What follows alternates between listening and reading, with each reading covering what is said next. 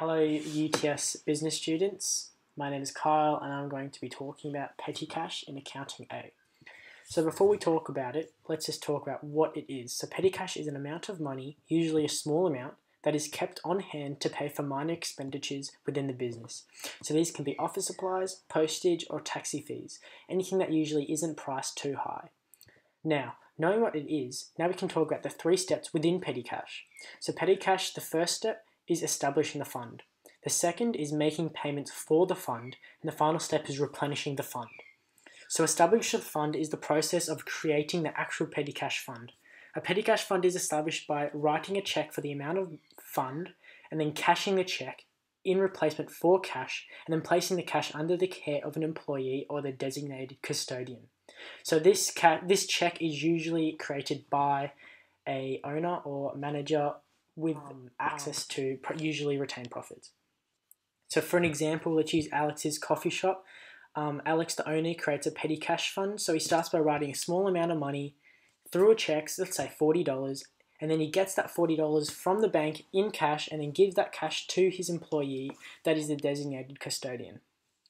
Now Alex would record this journal entry as the following. He then creates a petty cash fund which is recorded as an asset as there is no change in the asset within the bank statement. The second step is making payments. So once the petty cash is created, the petty cash now can be used to pay for any small minor expenditures within the business that obviously qualifies with the business's values. Now there are 2 ways to make payments with petty cash within a business. Through A, cash taken directly from the custodian to pay for the product, or B, employees are reimbursed once they purchase the product by the custodian. However, in both ways, the custodian of the cash fund must be collecting receipts to track the exact amount of money being taken from the petty cash fund. Now the third part is replenishing the fund. To do so, the custodian of the petty cash fund will count the receipts and total them. They will then contrast the total expenses to the amount of money left in the cash to ensure that there is no lost cash. The expenditures and cash left should total to the exact amount of money that was originally taken out in step 1. So for Alec, that's $40.